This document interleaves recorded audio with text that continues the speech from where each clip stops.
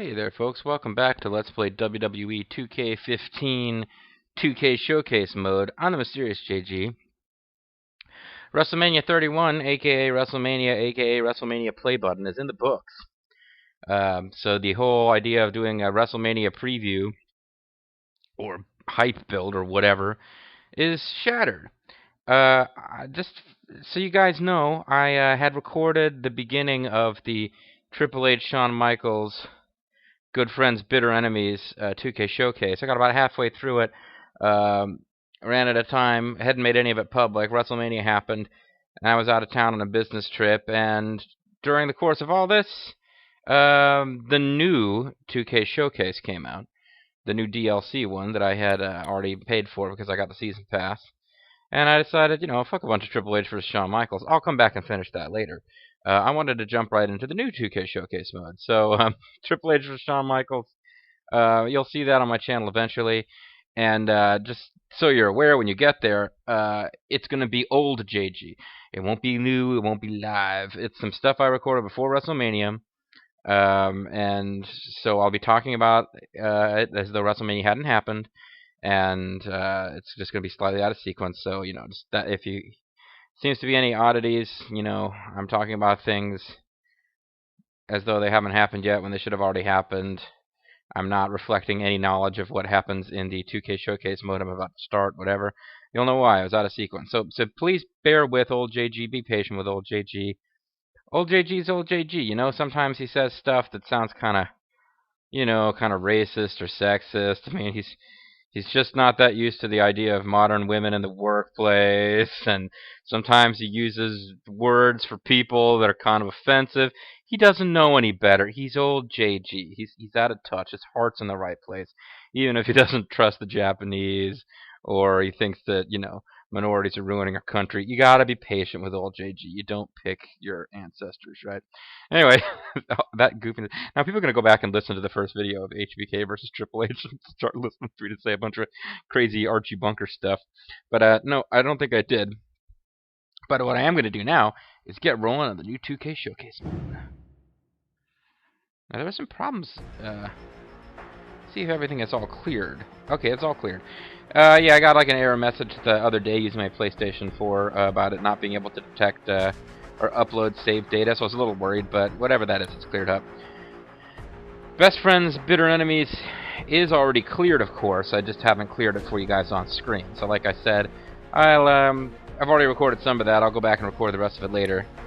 We've got one more match, in which Christian kept wanting one more match with Randy Orton because he really wanted to actually win one. We've done Hall of Pain, which was just, wow. Fun from an LP perspective. I can't imagine having played that for something other than LP purposes. But the new one is actually the old one. Path of the Warrior. Oh man, only 8 matches? The fucking Ultimate Warrior's career has less in it than the Mark Henry DLC? Oh, that's a jip, man. I'm still looking forward to it, though. I'm pretty psyched. Ultimate Warrior, a.k.a. Jim Hellwig, a.k.a. Warrior. He's zooming in and out with a shoulder block. Some quick background on Warrior, if you're not already familiar with Warrior. Huge, huge superstar for the WWF, back when it was the WWF, in the 90s. He was the guy who was ultimately tapped to kind of replace Hulk Hogan as their #1 guy when Hulk Hogan was going to go off and make his fame and fortune in Hollywood. So he was built up as this babyface, destroying everybody. He was in that classic Vince McMahon loves, Vince McMahon is like a huge fan of bodybuilding. That was his whole deal. And,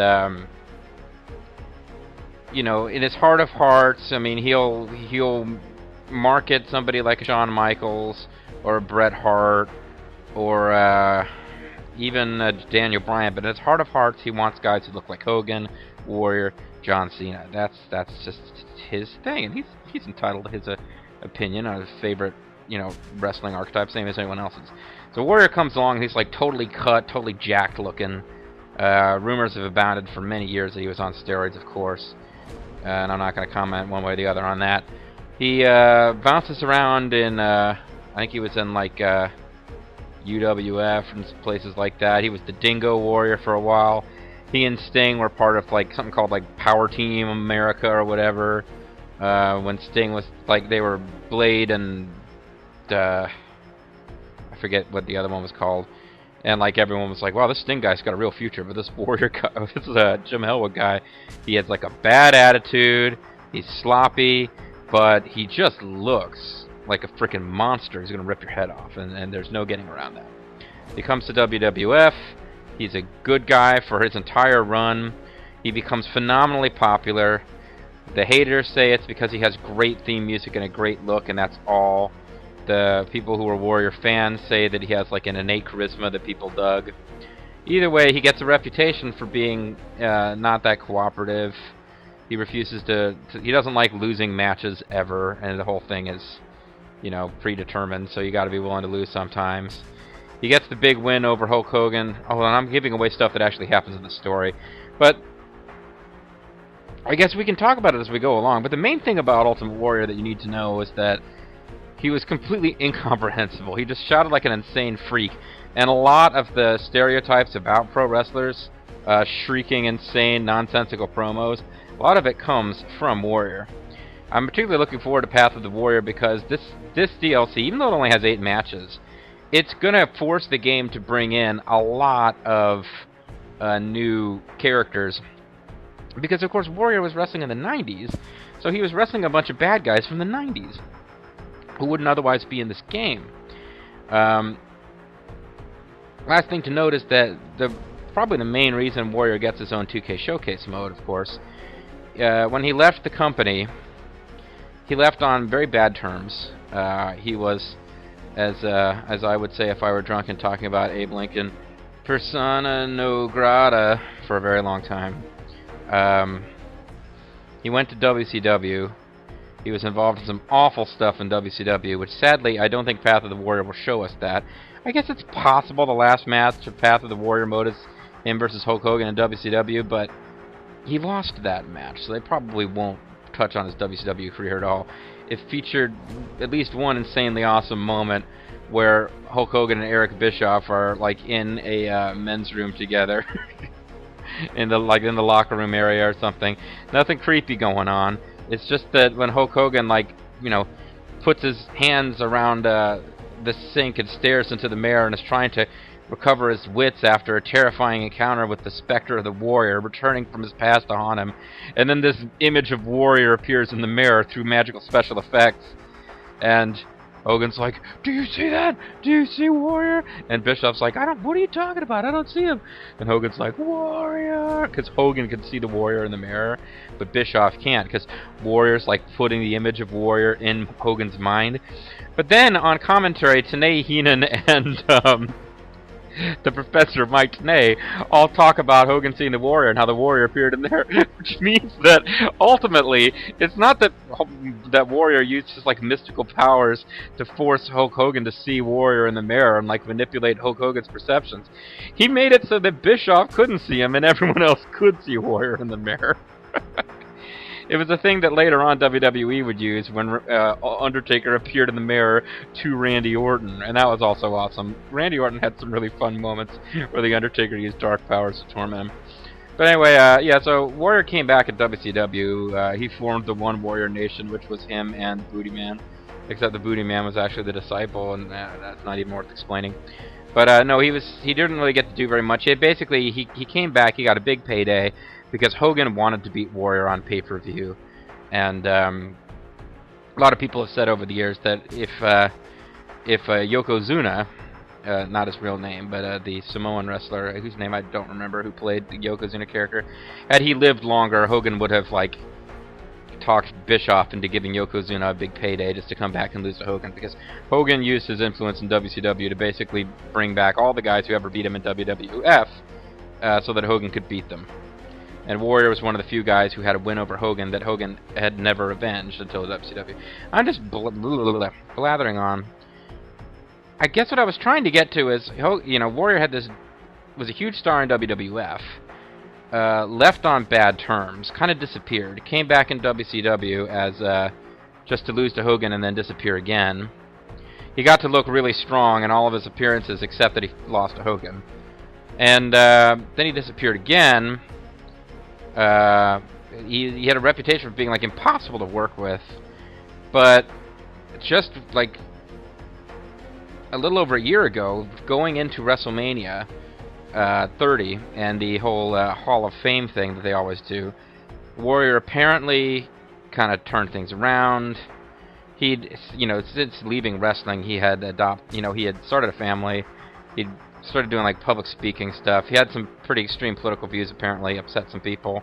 But he did, however, reach out and kind of mend fences a little bit with the WWE management. Apparently, he set aside his old differences with Hogan. He came to the WWE. He did Hall of Fame. He was the main event of the Hall of Fame that year that he was being inducted after all these years. Got a big ovation from the fans.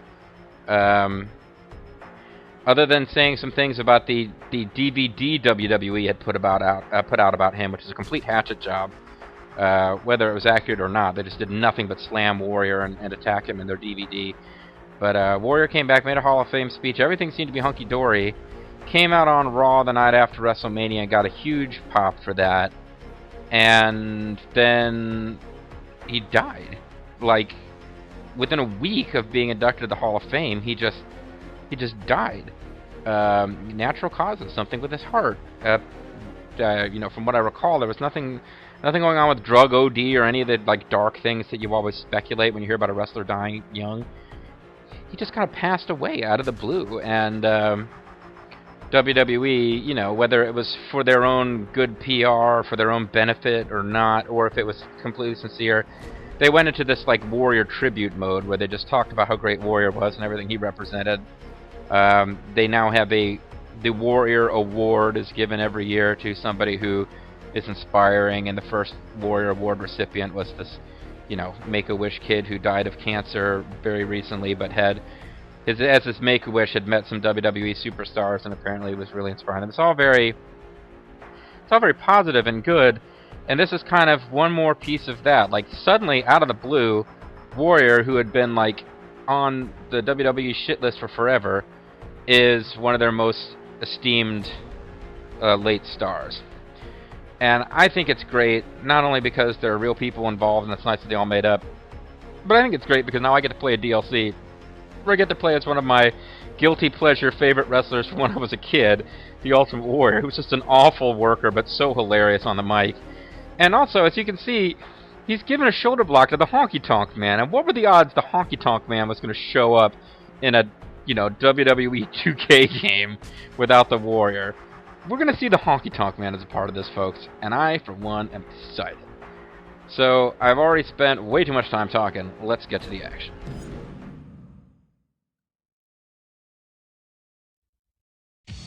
Weighing in at 275 pounds, the Ultimate Warrior. The Ultimate Warrior would bring an energy and excitement to WWE that had never been seen before. Oh man, I hope this doesn't get copyright blocked. Can depend on one thing: the Ultimate Warrior will bring it to ya. With the support of the WWE Universe, the Which didn't Ultimate exist at the Warrior time. would make a splash with his unique style, strength, and speed. We didn't have unique strength or unique speed. His style was Ultimate unique, I'll give you Warrior's that. momentum was reaching a fever pitch, and the time had come for the intense competitor from parts unknown to set his sights on the reigning Intercontinental Champion. Oh, he's going straight after Honky Tonk? Can't be beaten, won't be beaten by anybody. Line them up. And I'll knock them down. For 454 days, the Honky Tonk Man reigned as the Intercontinental Champion. And It's another in his persona he non would grata. make a motivated challenge going into 1988 SummerSlam.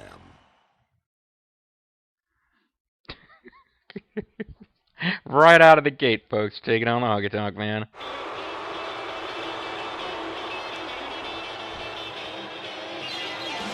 Where's Peggy Sue? He had Peggy Sue at that match. I know he did. Contest scheduled for one fall is for the Intercontinental Championship. Approaching the ring, led by his manager, Colonel Jimmy Hart from Memphis, Tennessee. weighing 200. Jimmy Hart inexplicably a colonel, but only when managing the Honky Tonk Man.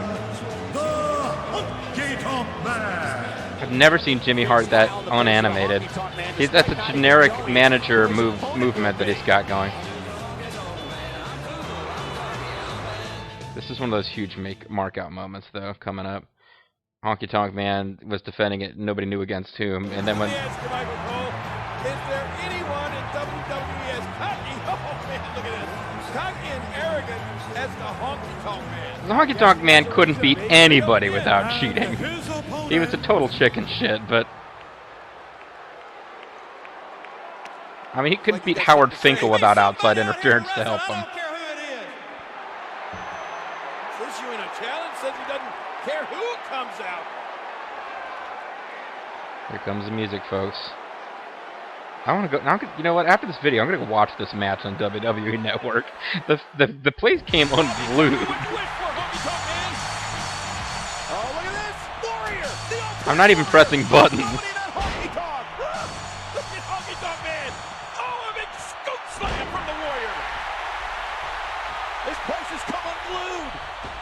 I'm not even pressing buttons. Now I am. Because this is how the match actually went. Honky Tonk Man never got into his actual wrestling gear out of his entrance gear. Part of me wants to see what happens if you blow that sequence. Part of me wants to see what happens if the Honky Tonk Man evades the splash and gets his big Honky Tonk comeback. So there you go, that's one match of 8 done. You have to press 2 buttons. What an unbelievable moment. I'm still stunned as is this New York City crowd. I can't believe I have been selected to call this match even though I'm only like 18 years old. Yeah, I don't know how old Cole is or how old Cole was in 1988. But yeah, that was exactly how the match went down for real, folks. And as they said, Honky Tonk Man had been Intercontinental Champion for over a year. He too had gained a bit of a reputation for being impossible. He actually refused to lose to certain people, even though he was the bad guy. He was supposed to drop the title back to Savage. He didn't. Worked out okay for Savage in the long run, but... I gotta stop being smarky. That was just an awesome moment. Honky Tonk Man versus Ultimate Warrior. After Hogan and Andre battle at WrestleMania 3, the Ultimate Warrior had his opportunity to face the Giant a few times before Andre retired. We're not going to see any of those. They were pretty rotten matches, actually.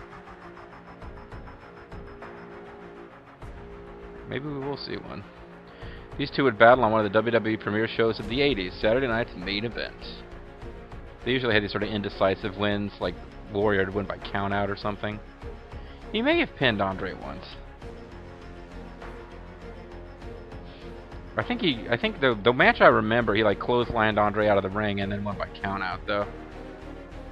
There was a lot of that kind of like bullshit weak finish going on in Saturday night's main event. They really, back in the day, they really made you wait to see a decisive victory in a feud between big stars. I don't remember Andre ever having theme music, really. Introducing first, the challenger, led by his manager, Bobby the Brain Heenan, from Grenoble in the am the Dread Pirate Robert. Take no piece of life. All of your wish nightmares are about to come true. The Honky Tonk Man fan. Andre the Giant is one of the greatest threats to the Ultimate Warrior's reign, both literally and figuratively. The greatest threats to his reign, other than his own, you know, lack of professionalism he was reputed to have at this point in time. The fact that the steroid scandal's coming up and McMahon's going to be forced to de-push the guys who look like they're roided up. Still, though. Hi, nice lady. The Princess Bride line.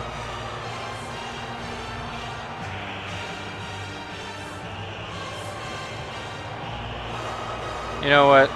The Rock's fine, but he's never had a performance in a movie as good as Andre's. There will never be a performance in a film as good as Andre and Princess Bride. I'm sorry. I wonder if I'll get to actually play as him, or I'll just press buttons again. Well, that didn't make a lot of sense. I mean, the little button smash mini game. Continental Champion, the Ultimate Warrior. Ultimate Warrior. JJ has yet to do his Ultimate Warrior impression in this respect. Those are actually fairly tame Trunks by Warrior standards. I hope we'll get to see one of the pay-per-views where he had like human anatomy Trunks on, which included Warrior logos covering his private parts. Andre the Giant and the Ultimate Okay, you do pin him here. I don't remember him doing those big boots. Mostly he did clothesline. There you go. By Andre the Giant. It was a well-orchestrated plan on behalf of the Warrior better have like an infinite stamina gauge, because even if the real Warrior had a reputation for getting, quote, blown up in matches, in order to really feel like you're playing as Warrior, you got to run around clotheslining guys non-stop. This is not going well so far. I don't know if this arena can take another impact like that. Andre the Giant undoubtedly looking for revenge here after Ultimate Warrior led his team to victory over the Heenan family at Survivor Series just a few days ago. And surprisingly, Andre the Giant had very little to do with the outcome of that match. You got that Not right, that Bing. surprisingly. I mean, was the first superstar eliminated after being counted out less than a minute into the match. Andre had a tendency to get pulled out of matches fairly early, because at this point he was really had a hard time moving in the ring. He was, you know, had a lot of health issues and stuff. So they would always book Andre as being unstoppable, but if you pay attention to the matches, he didn't do very much by this point. How can you not be impressed with the Warrior? What do you mean? I am impressed. I think the world... Shut up, Cole! Don't accuse me of not being impressed with the Warrior, you son of a bitch! The Giant, Andre the Giant in big trouble right here. Here, Heenan just not really doing very much to display personality, but... He can't believe it! Well, Bobby Heenan better find a way to get that Giant back in the ring. He's having a seriously hard time getting Yeah, you're gonna go real press. You're gonna press slam Andre. I can see that happening for sure. It would be pretty fun, but it's not very realistic if I can make it happen. And the Ultimate Warrior sways the match his way here. Andre has the best portrait in the bottom right corner there of anybody in this game. Oh, look at it. Warrior's portrait's a little bit more modern. He gets out of trouble there. He was one step ahead on that one. Luther's press. Another great Warrior spot. I actually meant to hit L1. We have yet another title By the time I knew that was the defense button to press. Hulk Hogan defends the WWE Warrior going for a steel chair. The Genius. The Genius clearly using his superior intellect to be granted a WWE Championship opportunity. There's just no other way to explain it. For some reason, I doubt his one-loss record had anything to do with it. A concerned look on the face of Bobby Heenan as I start dissing the Genius. On Andre the Giant. Oh, look at this. Oh, what? There you go. I guess I don't get a chance to do the press slam. Whoa, huge close-up. Andre's in trouble. Andre's caught up in the ropes. You gotta know the Ultimate Warrior's gonna take advantage of this situation. How am I supposed to defeat him by pinfall like this? And here comes Warrior. Oh man, he runs Oh. right into a big boot from Andre. Well, I mean, it's over. I'm just watching at this point. Warrior's hurt.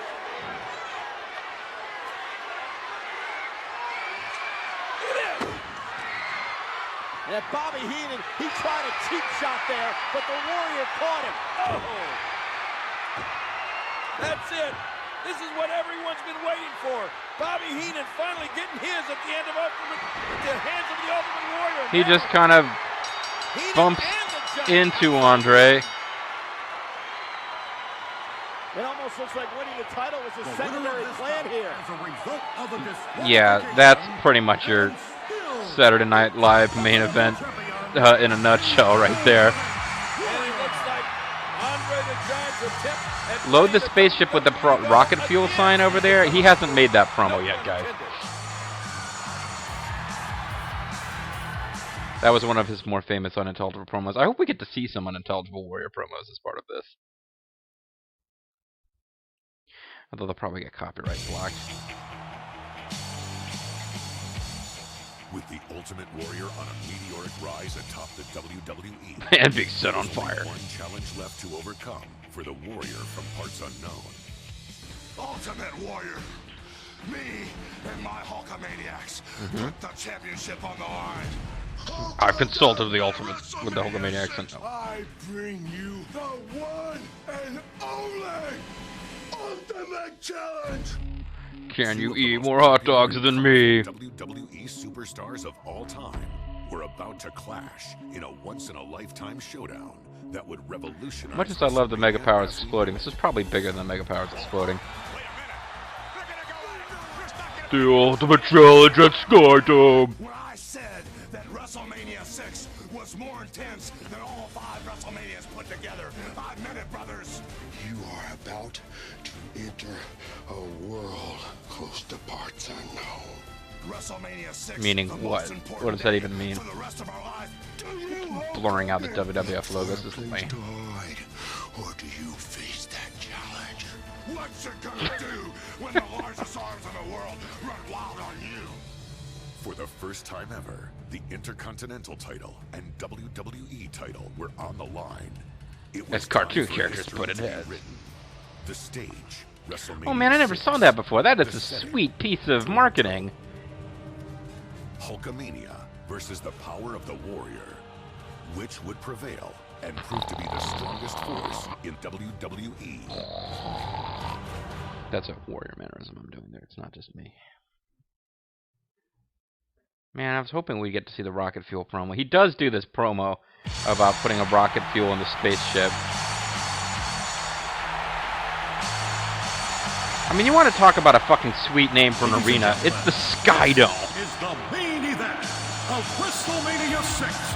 It is scheduled for one fall, and it is titled... I mean, you gotta admit, the guy has a pretty catchy entrance theme. Introducing His yellow plastic title belt was always a bit odd, but...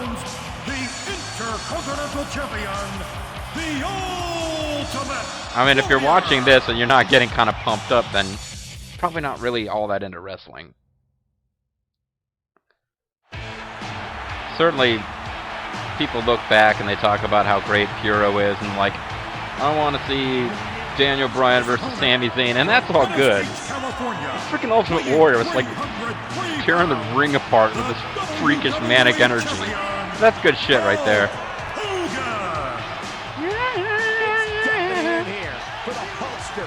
And there's the guy we played as approximately 1 million times last year in the WWE 2K15 WrestleMania mode. Let's just soak it in.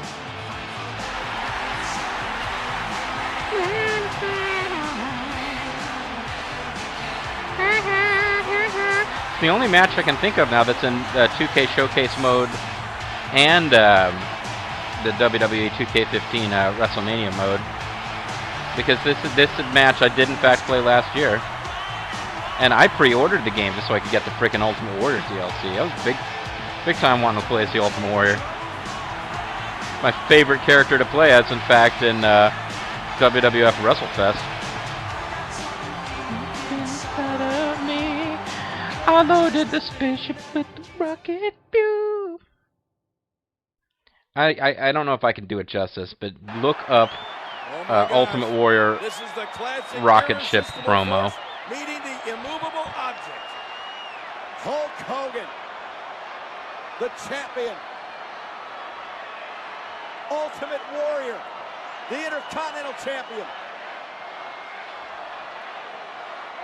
They really should have brought Jim Ross back just to do this one. Even if he didn't actually call this match back in the day.